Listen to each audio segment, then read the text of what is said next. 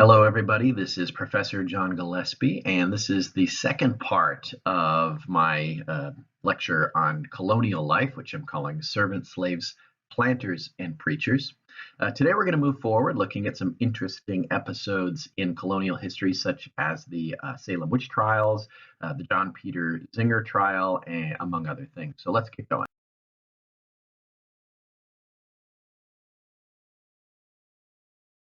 So when we left off with the Puritans, we learned that they had settled their Bible Commonwealth in the wilderness of Massachusetts as a city on a hill.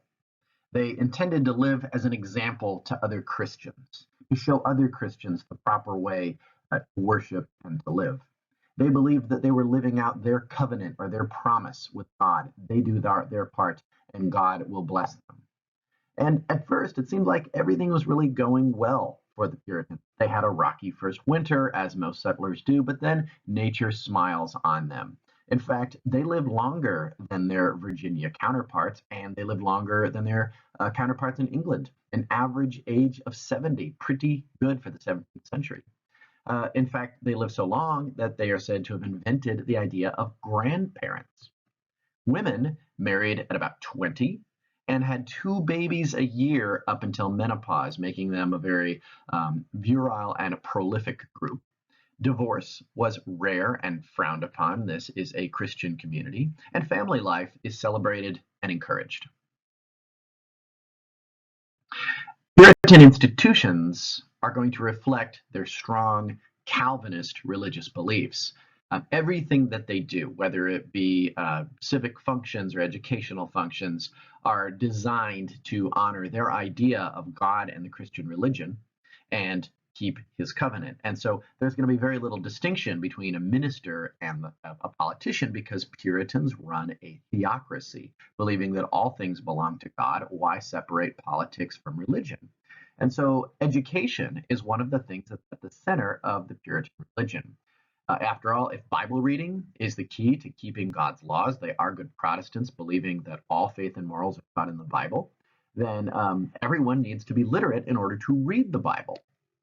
And they pass a law saying that every town that has over 50 people is required to keep a school and to pay a teacher, making Massachusetts the first colony in what's going to become the United States to support public education.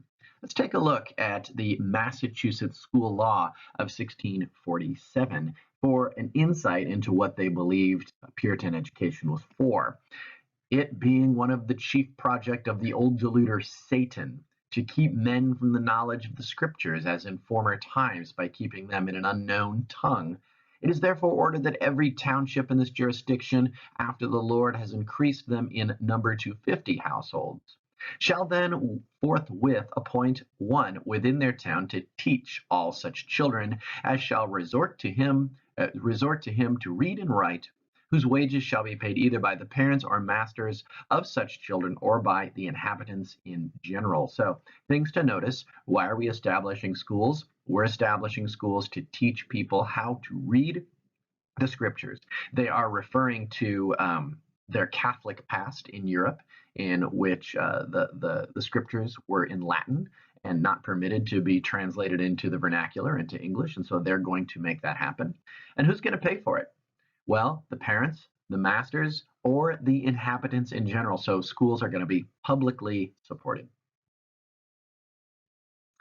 Here is the New England Primer, which is an early textbook, one perhaps the earliest textbook ever used in the future United States. And when you look at the New England Primer, you will see this close relationship between religion and education. Take a look at some of the ways that they're teaching the ABCs. Biblical stories are going to be woven into these lessons. It says, in Adam's fall, we sinned all. Heaven defined the Bible to mind. Christ crucified, for sinners died. So you're going to see these lessons interwoven and interlaced and intersecting with literacy. Calvinist doctrine is, of course, going to take pride of place over other forms of Christianity. And along with these things, you're going to see gender roles being reinforced, and dissent is going to be quelled, discouraged in the lessons that the kids are going to be reading. So it raises the question, is this education or indoctrination? I would say, well, it's a little bit of both. So, Puritan dedication to education led them to establish America's first university. Do you know what it is? You can probably tell by reading this document.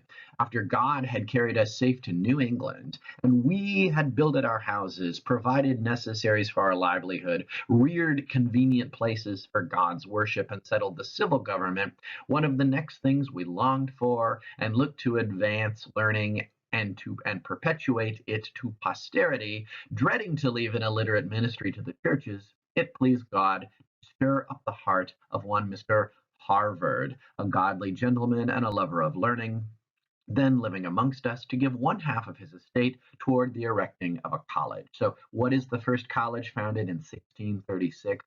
You guessed it, it is Harvard University. And what was it there for? It was there for the training of Puritan ministers. And they say it right here in their document, because we don't want to have an illiterate ministry. So, as Massachusetts became established, the passage of time took a toll. It dampened the first generation's flaming religious zeal. People begin to look around and say, this new generation, they're just not as dedicated as the Mayflower generation. Church membership is down, especially among young people. And the more you look around places like Boston, folks seem more concerned with commerce than with the covenant. So the church elders came up with a few 17th century faith fixers. One of them is known as the Jeremiad. The Jeremiad is a type of sermon heard from the pulpits. The way to kind of contrast this is sermons in the 17th century and the 16th century would appear more to us like research papers, taking a scripture of text and expounding upon it and rolling out the Greek and explaining what it means and really, sort of hermetically going through it. A Jeremiad is meant to rouse one to action. So let me show you what this means. It's a formula. It's a sermon formula, and what it's designed to do is beat you up and then lift you up. Okay, it beats you down spiritually and then lifts you up again. Here is my Puritan minister. And here are the steps to a Jeremiad. First, present a model of excellent faith or behavior from the Bible. So all your hearers would be out there, and the minister would be saying something like, Ezekiel from the Bible, Isaiah from the Bible, Matthew from the Bible. All of these people provided some really excellent moral leadership and guidance. But here's the problem.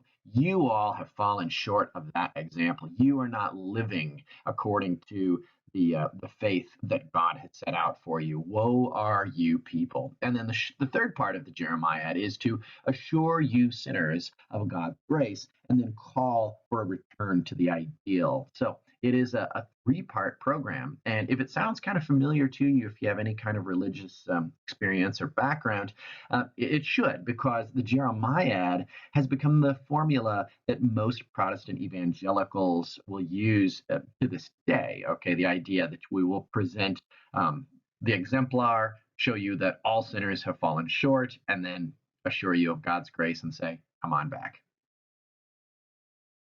Another faith fixer was called the halfway covenant. And it's a way of dealing with declining church membership. People seem less and less committed to showing up for a religious service or joining a religious institution in which so much is required of you. So what we'll do, say the Puritan elders, is we will admit to baptism, but not what we call full communion, the unconverted children of existing members. Okay, so we're going to kind of reach out to the kids, get the kids halfway involved, maybe build up the Sunday schools a little bit, get the youth group a little bit more active, right? And what this does is it does get some more butts in the pews, but it also makes that distinction between the elect and the damned or the non-elect less of an issue. And so Puritanism begins to lose that hard edge that they had inherited from John Calvin. Still, Puritanism is a form of Calvinism in which nobody is ever really sure of your salvation. God alone knows who's going to heaven and who's going to hell, and it's only for us sinners to wait and find out. Good works and a good life might suggest that you are among the elect, but God alone knows where you're going to go after you pass from this life. So this uncertainty, it bothered many good Puritans, including a lot of ministers who express a lot of doubt and grief and anxiety over their eternal resting place. What will it be, or where will it be? Anne Bradstreet, who is a Puritan woman, expresses these ideas very well in her poetry. And I just want to look at one of them for you. It's in memory of my dear grandchild, Elizabeth Bradstreet, who deceased August 1665, being a year and a half old. Quite a mouthful for a poem, but it is a reflection on a baby that has died. And she says, "Farewell, dear babe, my heart's too much content. Farewell, sweet babe, the pleasure of mine eye. Farewell, fair flower, that for a space was lent, then taken away into eternity. Blessed babe, why should I once bewail thy fate, or sigh the days so soon were terminate, since thou art settled in an everlasting state? By nature trees do rot when they are grown, and plums and apples thoroughly ripe fall, and corn and grass are in their season mown, and as time brings down what is both strong and tall. But plants new set to be eradicate, and buds new blown do have so short a date. It is by his hand alone that guides nature and fate." So a couple of things before we move on. She's talking about this baby that has died, and she's questioning, "Blessed babe, why should I once bewail thy fate? Why should I cry about this? What good will it do? Because after all, thou art settled in an everlasting state." Meaning, God knew where you were going, blessed babe, before you even turned up on the scene. And so, what will all my crying do? His hand alone guides nature and fate. So I'm not going to cry over this baby, because you know what? God has already figured out whether this baby is in heaven or somewhere else. So we have to remember as well that the Puritans are living on the margins. They are still a frontier society by 1680s and the 1690s, not even a century established. So conflict with Native Americans is a very costly thing. We remember King Philip's War, happened in 1677. And these conflicts with Native Americans cost lives relative to the population, more lives relative to the population than any other war in history. These are very recent events. Couple that with a smallpox epidemic that hit the colonies in 1689, and they blamed it on the Indians, but probably not their fault. And there's also political changes that are really shaking up the Puritan psyche, such as this one. Over in England in 1685, King James II, who was rumored to be a secret Catholic, a closet Catholic, revoked the New England Charter and tried to rule New England directly in what he called as the Dominion of New England. And this would cost them political freedom and quite possibly their religious freedom, which they hold most dear. That is James II, abolished their town meetings and permitted the first public celebration of that abominable holiday, Christmas.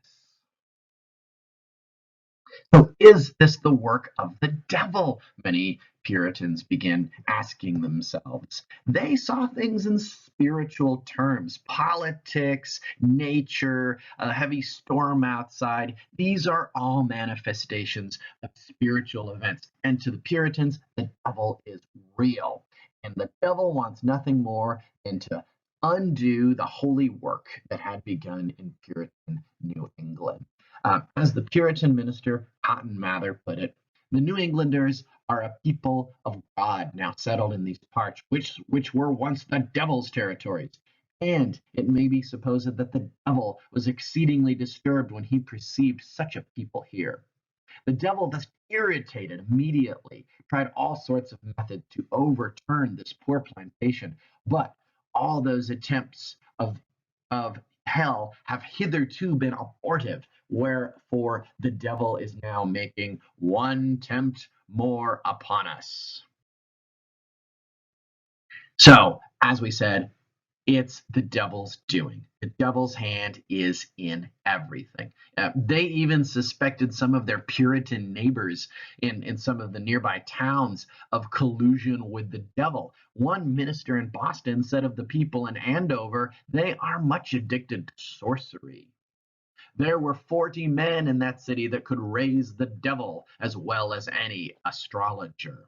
And so between 1647 and 1662, 14 people were hanged in New England for the crime of witchcraft. And it's interesting, it's telling that these were mostly older women that were targeted and executed for this supposed crime of witchcraft. But in the town of Salem in 1692, things take a turn for the crazy. Three girls begin to have seizures, or what appeared to be a seizure, and they claimed that their neighbors in spectral form or ghostly spiritual form were bewitching them. Now, these girls were Betty Paris, who is the daughter of a minister, Abigail Williams. Betty Paris is 9, Abigail Williams is 11, and Ann Putnam is about the age of 12. Now, look who they accused. They accused a woman named Tituba, who was the Paris's Caribbean slave woman. They accused Sarah Good, who was homeless, had to take to begging to survive.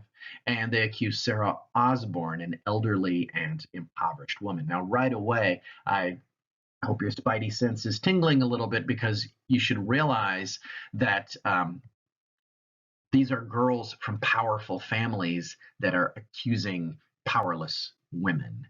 And the way that they got accused was the girls had cried out the women's names as they were supposedly in these fits of pain. One or two of the women pled innocence and said they had absolutely nothing to do with this. But Tituba, the Caribbean enslaved woman, gave a startling account.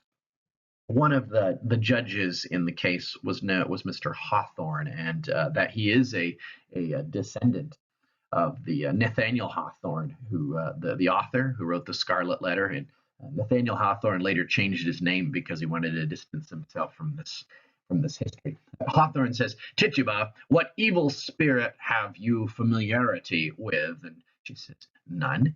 "Why do you hurt these children?" "I do not hurt them." "Who is it then?" "The devil, for aught I know." "Did you never see the devil?" And then Tituba says this: "The devil came to me and bid me serve him." Now, ordinarily, the testimony of a servant or a slave would not be of consequence. In many places, it's not even legal testimony. But Tituba, the Caribbean enslaved woman, is taken seriously. Why? She seems to be talking about matters that are really important to them. Tituba went on to give a fantastic, unbelievable account of her personal encounter with the devil. She said that she had conversations with possessed and evil pigs and dogs and other animals who urged her to submit to the devil's doing. She personally witnessed the other accused women transforming themselves into animals and torturing the girls. And here's the interesting thing. This is another innovation in the way that the Puritans are accepting this testimony. They not only accept the testimony of an enslaved Black woman, but they also accept what's called spectral evidence. And spectral evidence is where I say I see a specter, I see a ghost, I see a spirit haunting me, and no, you can't see it, but just trust me on that. And when spectral evidence is accepted as real evidence, well, from there, anybody can accuse anybody of anything. And so at the end of the Salem witchcraft trials, 175 people were accused of witchcraft, and 19 are going to be hanged for the crime. So, who got accused of witchcraft? Let's look at some of the statistics. Here's my chart of the accused from Salem in 1692. Have it broken down by marital status and age, and then my subcategories of male and female. So let's take a look at marital status. It seems that if you're a woman, you're a lot more likely to be accused of witchcraft, whether or not you are married or single. In fact, married women, they seem to have it a lot worse than single women when it comes to getting accused of witchcraft. What about age? Does that have anything to do with it? Well, you can look here. The female population here is much more likely, if you're under 20, you're much more likely to be accused, 3 times, in fact, as likely to be accused of witchcraft than if you're a male. If you go just a little bit older, 20 to 40 category, it stays about the same. Statistically, there's not a whole lot to talk about. But look what happens when somebody is in the 41 to 60 category. Well, look at the numbers. The male numbers, yeah, they double, okay, but look at what happens to the female numbers. You are really getting high, bringing that total to 41 and the total number of accused to 52. The overwhelming majority are women. You got to ask yourself, too, why older women? What does that have to do with anything? Now let's look at who did the accusing. I've got it again, marital status, and I've got age. So let's look at my first statistic. Again, it seems that the female category is standing out more than that of the male. Of the 28 accusers, 23 of them were female, single female. That's an interesting statistic. Going over to the married category, you have no male married accusers and 6 female married accusers. In the age category, the numbers that stand out to us here are in the 16 to 20-year-old range. Of that, you have 1 male and you have 13 females, bringing the total to 14. What can we say about this? We seem to have a pattern in which young women are accusing older women. What is this about? So here's another way we can break this down, not just demographically, but geographically. You have 2 distinct areas within the area that we call Salem. Salem Village is distinct from Salem Town. So put your eyes on Salem Village off to the left of the map there, and then locate Salem Town down there in the lower right-hand corner. So the western parts, or out there in Salem Village, are farmers, mostly, folks out there on the margins. And the eastern parts are going to be merchants. Now, the town and the merchants, as the city becomes more established, they're the ones that control pricing and commerce. They're in control of the banks. And there's an interesting quote within the court records of Salem, which tells us that the accused included the wealthiest ship owner in Salem and a minister of the gospel who was a Harvard graduate with a considerable estate in England. Now, to me, there's a lot of fingers being pointed here. We have fingers being pointed at women, first of all. And we also have fingers being pointed at the wealthy. And it is an interesting bit of historical minutia here that if you admit to witchcraft, then your property becomes what's called common property. It becomes the property of the community at large and can be auctioned off. So we can say that there might be motivation here, perhaps, to point our fingers at the wealthy. To this point here, I want to explore a little bit more, and that would be the case of Giles Corey. Now, Giles, like many of the accused, he was accused of witchcraft, and like many of the accused, he was a wealthy landowner, had quite a bit of money, and a large estate. Now, his accuser was Mercy Lewis, who was a 19-year-old orphan and servant. So she was an unfree person. Here's what Mercy Lewis said about Giles Corey. She testifies before the court and says, I saw the apparition, that is the spirit, of Giles Corey come and afflict me, urging me to write in his book. That means sign the devil's book, give your soul over to Satan.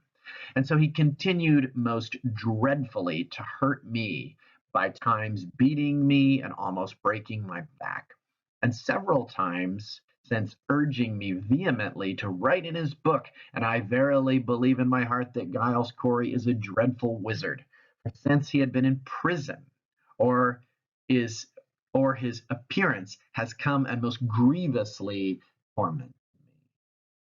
I want you to fix your eyes on that. Giles Corey has been in prison. And this is interesting because she is supposed to be testifying about what she has seen. And here she is bringing up the man's past. Giles Corey has been in prison. What was he in prison for? Well, the man has a little bit of a history. First off, he was married 3 times. And in a Puritan society which values family life above all things, being married a couple of times is not going to set you apart as a particularly moral person, even if you're a widower. It's still, well, kind of frowned upon. In 1676, same year as Bacon's rebellion down south, he was brought to trial for allegedly beating one of his servants, and the servant sustained such injuries that he died. Um, Giles eventually saw the error of his ways, so to speak, and became a full member of the church and was thought of as a redeemed sinner. Nevertheless, we do have this pattern. This case kind of holds with some of the statistical data that you do have the powerless people accusing the powerful. Well, Corey will not confess to being a witch, because without a confession, his family will retain his property and it will be passed on to his heirs.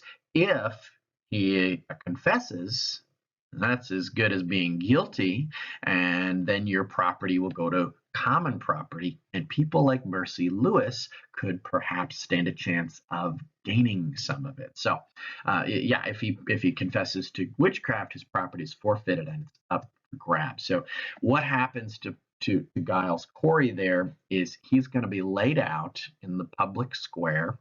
A board is going to, a very large board, about the size of a door, will be laid upon his chest, and rocks, heavy boulders, are going to be brought and laid on that board, pressing him to death. The idea is to try to get Giles Corey to confess. Be a witch, be a witch, be a witch, right? And he won't do it. He won't do it. He lays there for about 3 days, and every time they say, "Are you ready to confess to witchcraft?" Giles Corey just tells them, "More wait." Well, what can we say about the Salem witch trials? What kind of conclusions can we draw, right? Historians have been going over this and over this and over this, and there really is no historical consensus. But is it misogyny? It's what drove this? Is this hatred or mistrust of women in a women or in a male-dominated society? You could say that. But the fact that a lot of the accusers were women, they were accusing other women, perhaps you could say because women are more powerless in a male dominated society, this was a way of gaining power. I don't know. There's ways you can turn this over. Maybe it was just superstition, blaming witches for all of our troubles in a pre-scientific society. Yeah, I mean, definitely, that's playing into it. Was it the main cause? Who knows?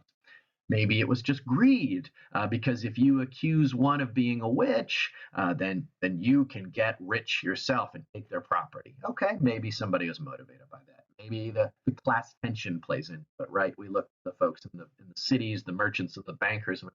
Do those city people just think that they're better than us? And then there's, of course, the option that you can go with. I don't, but if you'd like to think it, you can. I had a student who popped up after all of this one year in one my face-to-face classes, and he says, "Well, you forgot one thing, Professor Gillespie. What is it?" He says, "Well, maybe witches are real."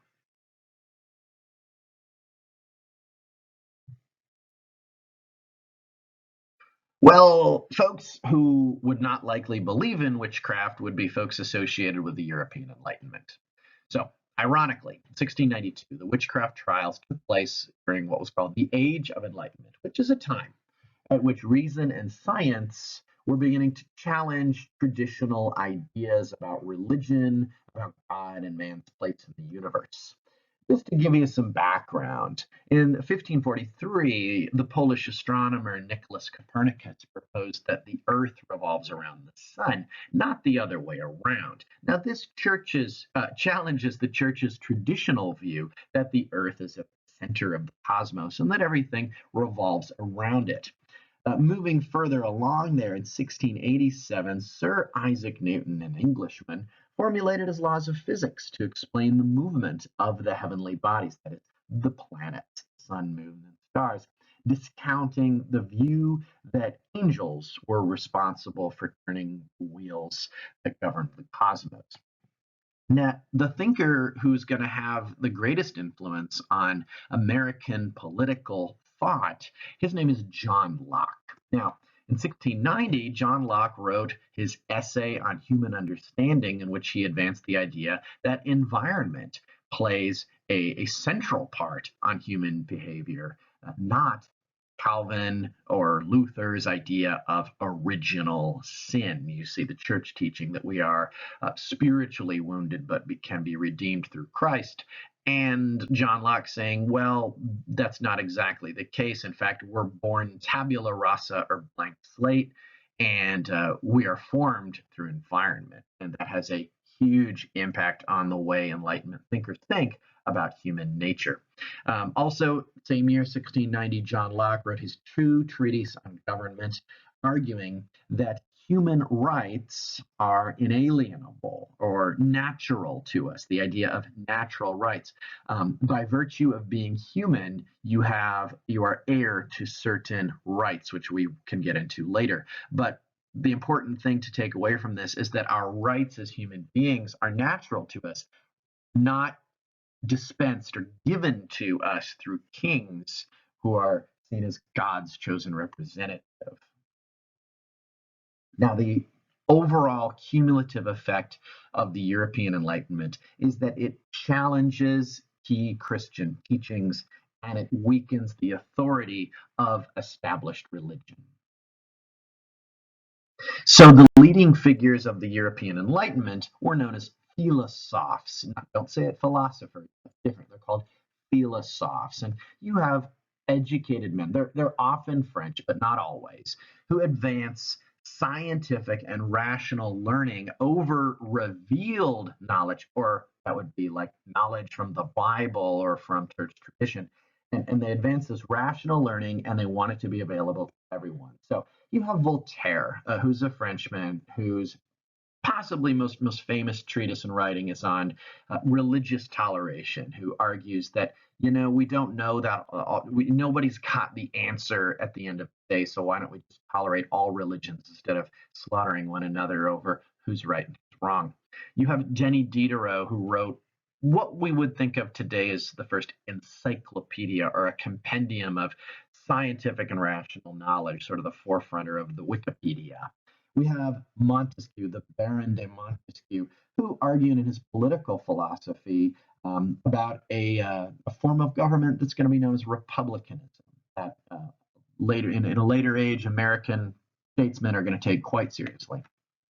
And then there's Immanuel Kant, the German, who argued his categorical imperative, which is something of a formulation of the golden rule, but pioneers a new path in human ethics.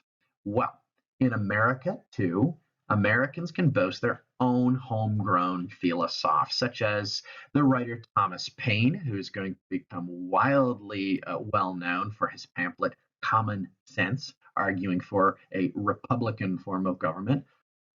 Thomas Jefferson, you may know him. He's going to become most famous for his writing of the Declaration of Independence in 1776, which is a political break from the mother country, in which he credits John Locke for his primary inspiration. You also have Andrew Eliot, who is a Anglican churchman, who argues that there is nothing irrational in either the Bible or the Gospels, that all things can be subject to reason, including Christian faith. But the American philosopher that we can spend the most time on, who I think has had an unprecedented impact on the development of American thought politics, would be Benjamin Franklin. And so we're going to go on with him because the list is much too long to condense into a hashtag right here. So, the leading American philosopher, I'm going to say, is the Philadelphia printer Benjamin Franklin. And he was born in 1706 in Boston. And in Boston, he's going to grow up, and he's going to be he's going to see a lot. Boston is a very cosmopolitan city. It's right there on the water. He's going to see all sorts of folks coming in and out. Now, his parents were devout Calvinists, and they made sure that young Ben understood the rudiments of their faith. He also grew up during what's called the print revolution, when printed matter, printed paper, pamphlets, and newspapers and sermons are becoming increasingly available to the colonies. And so Ben is going to be self-educated through an ambitious reading program. He's going to take up reading on his own. And in 1728, he's going to found the Pennsylvania Gazette, which is going to become one of the leading colonial newspapers. Now, you may have heard back in elementary school that Benjamin Franklin gained worldwide renown for his kite flying experiment, in which he proved, the stories go, that he proved electricity was real, that he proved, that lightning was electricity, or something like that. So here's what he actually did. It was in 1752 that he published an article with the Royal Society of London. Now, that in and of itself, to get published in an academic journal, is an accomplishment. And what he proposed was that an experiment could be done to prove that lightning was a form of electricity. He wasn't the first one to think that it had been proposed by others. He was the first one to suggest that we can do an experiment to do it. And here's his hypothesis is this. He says, if a man stands in a sentry box, and you put the sentry box on the top of a hill, and you put a lightning rod on the top of the sentry box, and you attach a wire to the lightning rod, that when the lightning strikes the top, the man will see sparks when lightning struck, thereby demonstrating that lightning is a form of electricity. A group of French scientists proved him right the same year. They didn't use a sentry box. They went to the top of a church spire and did it there. But before he learned of their success, Benjamin Franklin conducted his own experiment and proved his own hypothesis correct. So there you have it. There's a portrayal of Benjamin Franklin with his son William out there in the Pennsylvania countryside, waiting for lightning to strike the kite that Ben is holding. What's not pictured is the key, the key that you would use to unlock a door, that Ben hung tied to the middle of the string in order to charge it. He believed that electricity could be transferred into these metallic objects. And that's how he can prove that it was electricity. He's going to pull the string closer and closer. He's going to grab the key. And sure enough, when he grabbed the key, it gave off a spark, demonstrating that it was electricity, and then it can be conducted through metallic objects. So that was Benjamin Franklin's accomplishment with electricity and lightning. So Franklin, the free thinker, is responsible for many of the institutions that we take for granted today that we don't even think about as having not existed. Um, we don't have this in America, but he was a correspondent of what's called the Lunar Society in England, which is a group of thinkers that talked about scientific advancements, astrology, astronomy, and a lot of these things. He founded his own version of it in America called the Junto. And that is America's first intellectual reading club. It's not a college, it's not a university. It's ordinary people who want to get together and read the latest research and discuss the merits thereof. He also founded the American Philosophical Society, which is still around today, and libraries. If you've ever been to a library, checked out a book, thank Benjamin Franklin. He founded the first public lending library in Pennsylvania. He also supported public education, that is, tax supported education, and he continued reading his entire life. One of the things that I really admire about Benjamin Franklin is the man never stopped learning. Now, his reading program and his constant search for knowledge brought him to question the religion that his parents had raised him in. He says in his autobiography, "My parents had given me religious impressions, but I was scarce 15 when, after doubting by turns of several points as I found them disputed in the different books I read, I began to doubt of revelation itself." That is, he began to doubt the Bible. Some books against deism fell into my hands. It happened that they wrought an effect on me quite contrary to what was intended by them. For the arguments of the deists, which were quoted to be refuted, appeared to me much stronger than the refutations. In short, I became a thorough deist. Now, what is deist and what is a deist and what is deism? Well, a lot of Enlightenment thinkers came to question and challenge traditional religion. Most of them did not become atheists, but many did embrace a form of religion's too strong a word, spirituality is too strong a word, belief called deism. Deism is more of a way of thinking. It's not a formal religion. You're not going to go to a deist church. Thomas Paine expresses it this way. He says, "My mind is my own church." Thomas Jefferson says, "I am a sect by myself."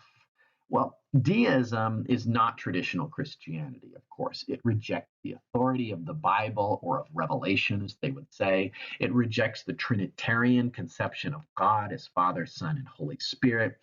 And it rejects the divinity of Jesus Christ, arguing that Jesus was a good man, but certainly not God incarnate, as Christianity teaches.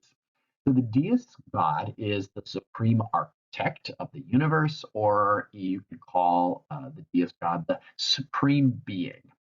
He designed the world according to the laws of nature, which are observable through the instruments of science. Natural law, so say the deists. And God then lets the world run itself, and he does not intervene.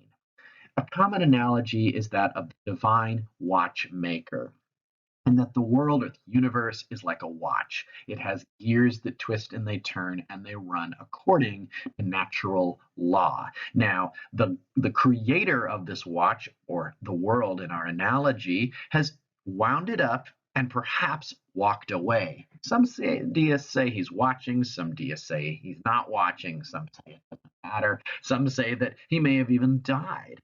Well, the deist's Bible, therefore, is nature. That's how we discern divine will. We look at the laws of nature. And the deist's creed is reason. So there's no need for worship or for prayer if you are a deist, because God might not be listening anyway. Thomas Paine, the author of Common Sense, gives a really good summation of the deist outlook on religion. He says, when the divine gift of reason begins to expand itself in the mind and calls man to reflection, he then reads and contemplates God and his works, and not in the books pretending to be revelation, referring to the Bible. The creation is the Bible of the true believer in God. Everything in this vast volume inspires him with sublime ideas of its creator. The little and paltry and often obscure tales of the Bible sink into wretchedness when put in comparison with this mighty work. The deist needs none of those tricks and shows called miracles to confirm his faith. For what can a greater miracle than the creation itself and his own existence? So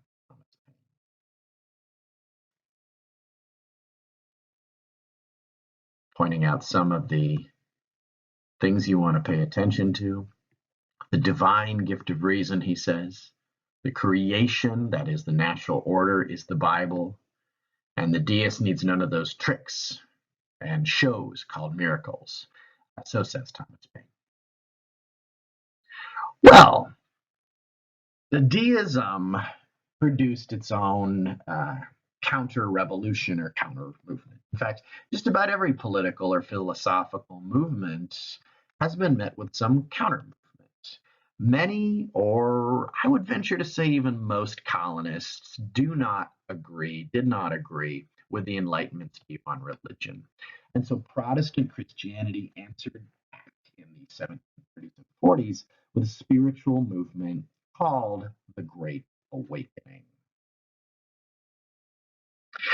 It starts not in America, however, but in Europe, when the Church of England priest, an Anglican priest known, whose name is John Wesley, had a religious experience in 1738. He was attending a church service led by a Lutheran pastor, and he recalled, in the evening, I went to a church service where one was reading Luther's preface to the Epistle to the Romans. While he was describing the change which God works in the heart through faith in Christ, I felt my heart strangely warmed. I felt I did trust in Christ, Christ alone for salvation and for an assurance was given me that he had taken away my sins, even mine, and saved me from the law of sin and death. And there's some things I want to point out in this document. I want to point out the pronouns. I went to a church service. I felt my heart warmed. I felt I did trust in Christ. He had given me my sins, even mine. You have an emphasis on personal salvation and personal experience. You see, what John Wesley is describing here is a form of preaching and religiosity that's associated with a movement called pietism. Now, pietism gets its start in Germany and moves over to Scotland and spreads throughout Europe. But essentially, pietism is this: it's a form of Protestantism. It stresses Bible reading, prayer, and individual devotion. And in contrast to Calvinism, pietists teach that God wants everyone to be saved, not just the elect. And also, pietism draws more on emotion and experience and personal reflection more than it would on rational discourse or dogma, more on the proofs of theology, so to speak, more about you and your relationship with the divine. Well, pietism spread in America through the work of Methodists like Wesley. Wesley was, in fact, the founder of the Methodist Church, and other Protestants. And when it reached New England, Puritan minister Jonathan Edwards received it quite skeptically, not exactly sure what to do with this overly emotional version of Christianity.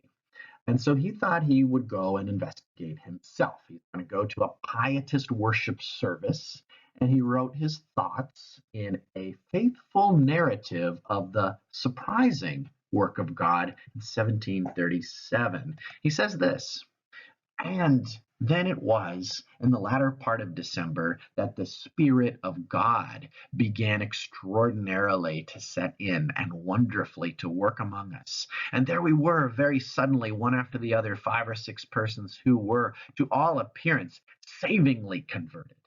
And some of them wrought upon in a very remarkable manner. God made it, I suppose, the greatest occasion of awakening others. Those who were wont to be the vainest and loosest, and to those who had been disposed to think and speak lightly of vital and experimental religion were now generally subject to great awakening. That's giving this name to the movement that he is describing. So Jonathan Edwards was impressed with the pietist worship. And from there, he becomes what's called a new light or a pietist preacher.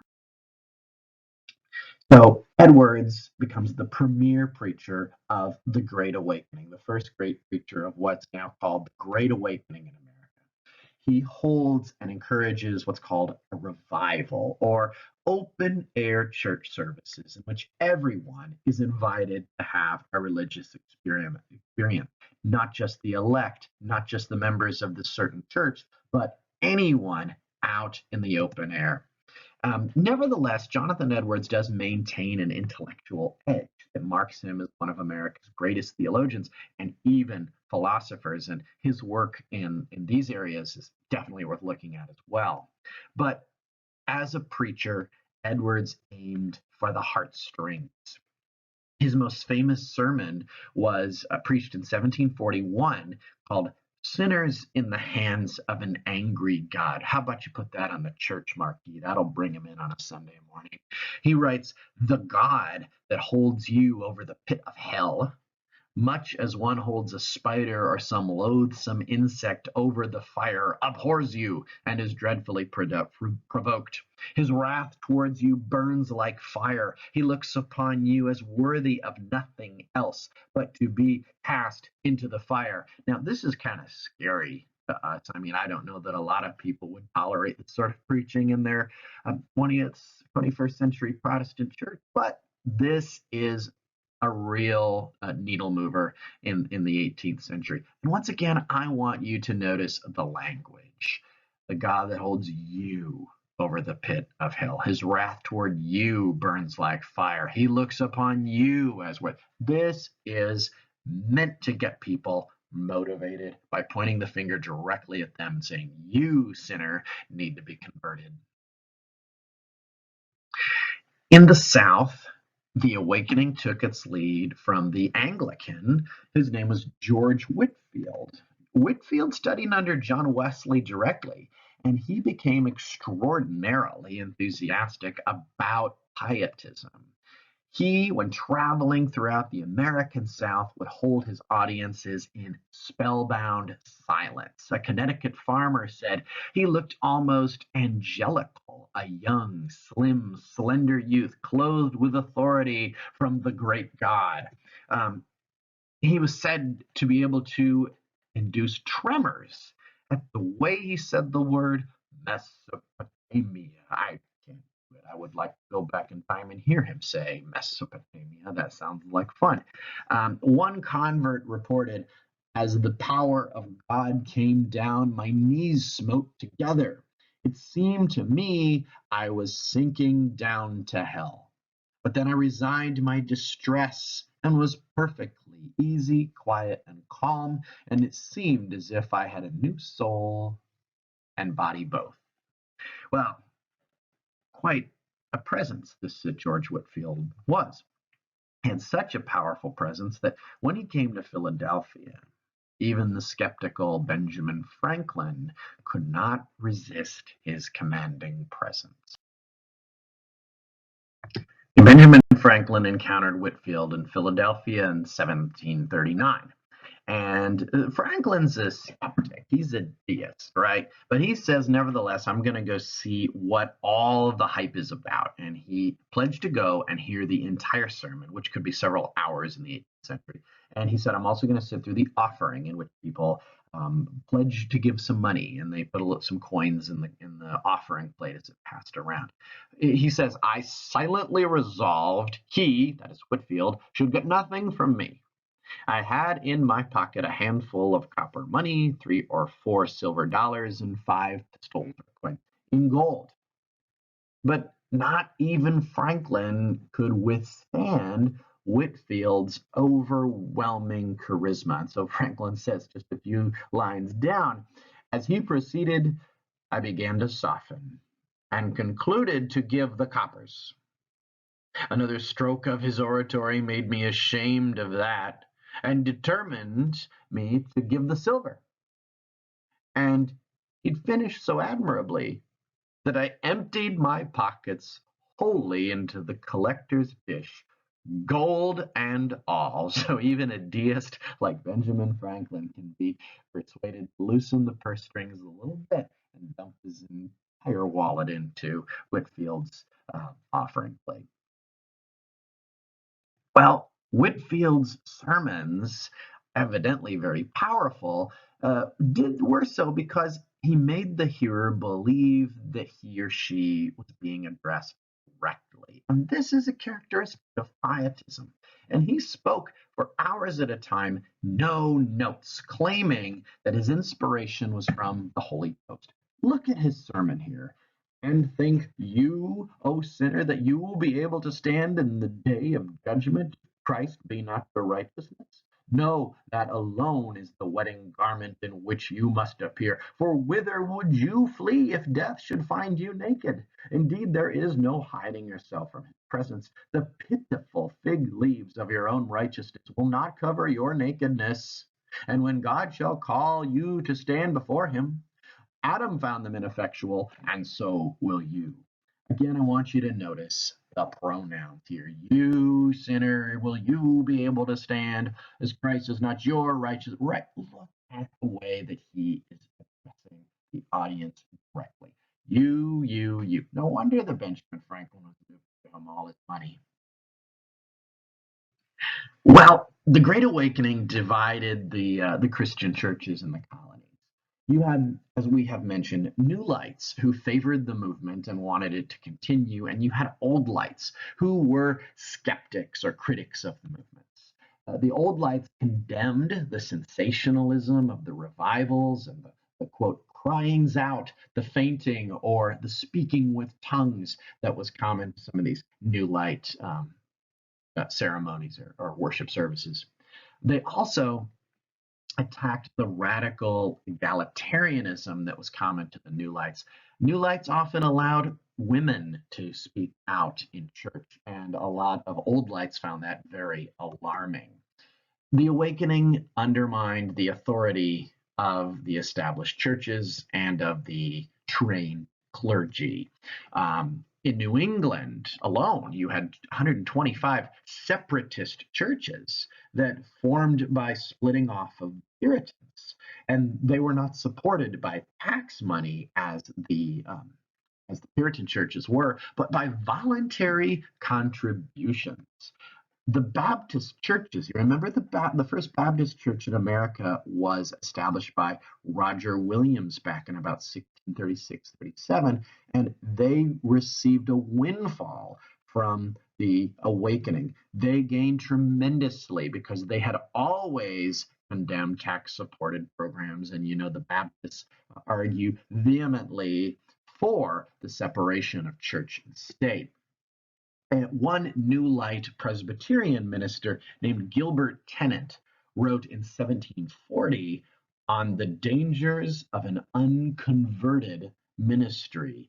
He observed, "For I am verily persuaded of the generality of preachers talk of an unknown and unfelt Christ, and the reason why congregations have been so dead is because they have had dead men preaching to them." So obviously a supporter of the New Light movement who says, get up out of your graves, preachers, and become converted. Well, the New Lights also posed a threat to the social order. In the South, when you go to church, the Southern planters and their families, they'd show up at church well dressed and usually disembarking from ornate carriages being led by servants or slaves. And they had their own pew boxes in church or something of reserved seating. As you can see right there, I have an actual picture of George Washington's pew box. I have gone to Virginia and I have sat in it before. But anyway, reserved seating in church for folks who have wealth and who have power, and they might even receive communion first. I wonder what St. Paul would have to say about that. Well, These shows of wealth and status would be rendered meaningless if the poor classes simply left for other churches. Who would you have to go show off in front of, right? And so the old lights like the disruption to their status, and they fire back. The Virginia governor denounced the false teaching of the New Lights, and he ordered the justices of the peace to close the New Light churches. Right? This is, of course, before we have anything like the First Amendment. So I want you to take a look at an old light chancel, or this would be the front of the church at which the center of activity is taking place. So right away you see the symbol of royal authority above. This is in South Carolina, by the way. It was in 1713. You have the symbols of royalty showing the union of church and state. The minister would speak from an elevated pulpit, which would symbolize his distance from the congregation, in fact, his superiority, if you will. And then there's this, the chancel rail. This is where the elements would be consecrated, or the bread and the wine would be the words of consecration would be spoken over them in the Holy Eucharist, and the people would be kept from the elements through a rail. They'd go up to the rail and perhaps kneel and receive communion, but you're not going in there, right? And so this is a way of sort of separating the holy space from the ordinary folks. Let's look at another one. This is a new light. You can see the New Light chancel area, or the New Light church, doesn't seem to have the same financial support, right? It's a lot more austere. It's a lot more plain. There's a lot more wood, less stone and plaster. But things I want you to know is there's hardly anything on the walls. It's a very plain. That could be because of their commitment to the plain words of the Bible, and it could also be because they just don't have the funding to make these things happen. Other thing I want you to note is that, yeah, there's a little bit of step there, but the clergy is not elevated. They are on more or less the same level as the laity. Not so. This underscores the democratic and egalitarian nature of the New Light services. Also, you're not going to have reserved seating. You're going to have pews in orderly fashion. Yeah, some are in the front, but some are in the back. But nobody's are more comfortable, and nobody gets to have a little gate to close themselves off, and nobody's getting up to communion first. Unless, of course, you get to church first and you get to the front pew, and well, then yeah, sure, you deserve it.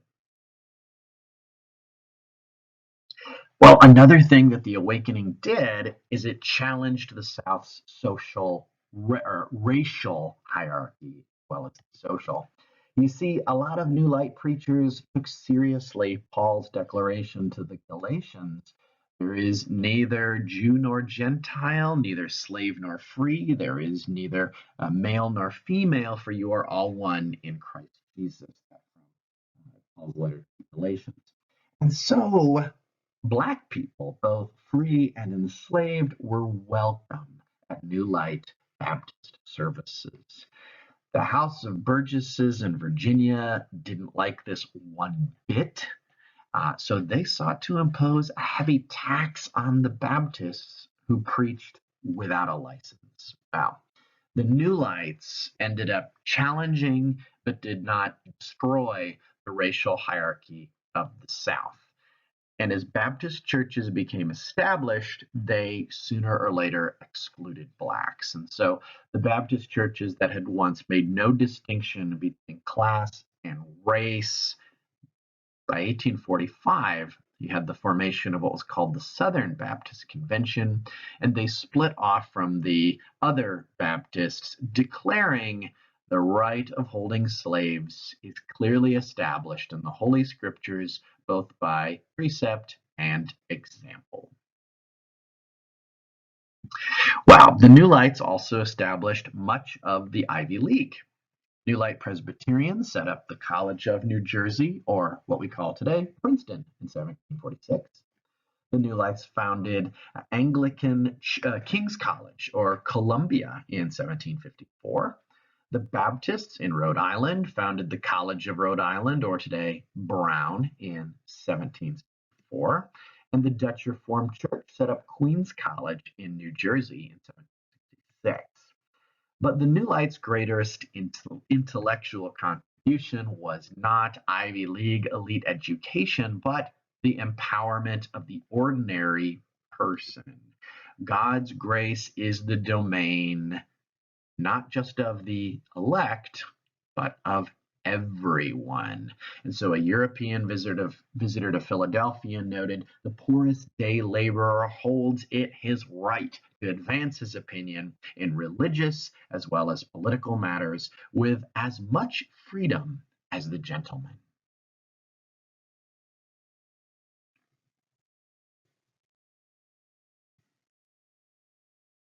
Well, we're on to our very last episode in colonial history. And before we get to this business about printing and free speech, we have to talk about some developments in transportation. The 18th century saw a boom in maritime transportation. British shipping dominated the North Atlantic in 1700 with 40,000 sailors, and by 1750 had 60,000.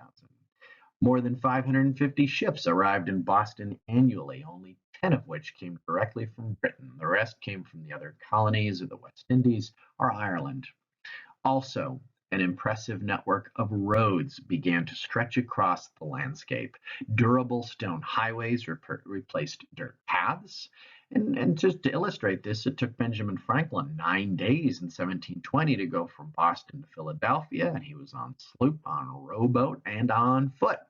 By contrast, it took 29 days for news of independence to make it from Philadelphia all the way down to Charleston in 1776. Taverns, inns, buckies, and other stopovers appeared on the roads, nurturing conversation, ideas, and intercolonial exchange. So, different ideas and perspectives began to travel along these roadways as well. The first intercolonial post office was established in the mid 1700s, facilitating the spread of ideas, pamphlets, books, sermons. In the taverns, New Englanders could sit by the fire and hear the tales of Southerners. A Pennsylvanian could sit and chat with a South Carolinian. And so colonists were also junkies for the printed word. George Fisher's 1748 educational book, The Instructor, or, American Young Man's Best Companion, says, "'Tis to ye, press and pen, we morals owe all we believe and almost all we know." This is not stretching the truth. In the northern colonies, especially, literacy, really among white people, was at a premium. In 1670, literacy rates among white people were at 60%. By 1750, we are climbing to 85%. And by 1800, if you want to go further, we're at almost 100%. Well, what are people reading? What are they allowed to read is a better answer. England had what was called the Licensing Act, and it was in effect throughout the colonies. The Licensing Act empowered the British government to censor all printed material in the empire. But they let it lapse in 1695, and this opened the floodgates to all kinds of new reading material. Newspapers, poetry, ballads, sermons, handbills, and sermons traveled through and into and throughout colonies. And the colonies also began to operate their own newspapers. In 1704, the Boston Newsletter was founded. By 1720, Boston had 5 rival newspapers. And by 1776, colonies in total had 37 independent newspapers, all operating their presses at full speed. Americans, in fact, read far more than their European counterparts, and Americans can boast a higher literacy rate of every European than any other European country, of any European country, other than perhaps Scotland. Of these colonial newspapers, the Pennsylvania Gazette is probably the most famous. It was started by our friend, the printer Benjamin Franklin in 1728, and he brought a unique perspective to the printing trade. His unique perspective is that we print the truth. He says printers are educated in the belief that when men differ in opinion, both sides ought equally to have the advantage of being heard by the public, and that when the truth and error have fair play, the former is always an overmatch for the latter. Wow. So in 1732, Franklin sought to expand his literary presence through the publication of an almanac, or a what he called Poor Richard's Almanac. Now, an almanac's not really something that we do today, but in the 18th century, if you owned a farm or if you were interested in crops or something like that, you would consult an almanac for the cycles of the moon, for weather predictions, for things like that. Everybody had one. Almanacs were also filled with all kinds of interesting news. Um, Now, Benjamin Franklin wrote under a pen name, Richard Saunders, who he called a henpecked, poverty stricken scholar. Poor Richard is responsible for some of America's most memorable phrases, things which you have undoubtedly heard. So, what are these phrases? The early bird catches the worm. That's Benjamin Franklin. Diligence is the mother of good luck. There are no gains without pains. God helps those who help themselves. A penny saved is a penny earned. Early to bed and early to rise makes a man healthy, wealthy, and wise. Well, Franklin knew that he needed a major attention getter to launch his almanac. He in fact had a rival, Titan Leeds, who ran a competing almanac. And so, in order to get people to buy it and read it, he made an outrageous prediction in the very first edition of his almanac. Here's what he said: Titan Leeds will die on October 17, 1733, 3:29 p.m. at the very instant of the conjunction of the Sun and Mercury. Now, what? Yeah, he's predicting the death of his rival, Titan Leeds. Well, obviously, October 17th came and went, and Leeds did not die. But readers are picking this up and trying to figure out just what the hell's going on. Well, Titan Leeds fired back in his own paper, calling Richard a liar and demanding a redaction of this outrageous lie. How can you say I've died or I'm going to die? Well, Franklin ignored Leeds' claim. And what he did is he published Leeds' obituary, a long and lengthy obituary, just saying, you know what, he died. And in Leeds' outrage, he continued his protest, demanding that Richard come clean, but Richard did not ever come clean. Franklin continued to claim that Leeds had died and that someone was using his name in postmortem. Obviously, this is a trick to drum up business, but a brilliant one at that, right? Um, he kept up this ruse until 1738, when Leeds actually did die, and then he published in his almanac a congratulations to the impersonator for holding out so long. Well, another case gained attention in New York in 1733, the same year that Benjamin Franklin was publishing about Titan Leeds' supposed death. But this one has to do with John Peter Zenger, who is a German immigrant and the editor of the New York Weekly Journal. Zenger and his writers had very little love for the governor of New York, William Cosby, not to be confused with comedian Bill Cosby. Zenger published a series of articles by all sorts of people claiming that Cosby had rigged elections, had allowed the French to explore New York Harbor for a bribe, and basically said that the governor of New York was generally corrupt. And Zenger was hauled off to jail and charged with seditious libel. Now, seditious libel means something different then than it does today. In the 18th century, it simply said that you're saying bad things about a governor or a government. Truth is irrelevant. Okay, you just can't say bad things about the government. And Zenger never denied the charges. He said, "Yeah, I printed all these things. I allowed these things to be printed." But his defense is that they're true, and he could prove that they're true.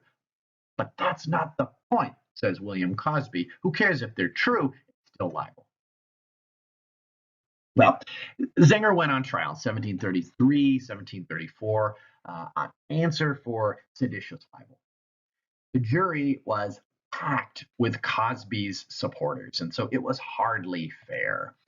But what Zinger's wife, Anna, did was she kept the New York Journal running, and she pointed out all of the injustice, and she kept on criticizing Cosby. And so the reading public was moved to take action. And so the judge had to replace the entire jury, and this in itself is a win for Zinger. Zinger's lawyer, a man named Andrew Hamilton, not to be confused with Alexander Hamilton, who we'll learn of later, made a startling argument. He said that Zinger is guilty but should not be sentenced or punished in any way. He argued, the question before the court and you, gentlemen of the jury, is not of small nor private concern. It is the cause of a poor printer. It is not the cause of a poor printer, nor of New York alone, which you are now trying. No, it may be in its consequence affect every freeman that lives under a British government on the mainland of America. It is the best cause. It is the cause of liberty. And so, yes, he was found guilty, but no, he was not sentenced to anything. John Peter Zinger was allowed to go free and continue to print undisturbed. And so the Zinger trial is known to proponents of free speech as perhaps the first major victory of such on the American continent. The idea that the press should be allowed to operate free from restraint and should be allowed to print the truth as they understand it. A major milestone in the development of the American character.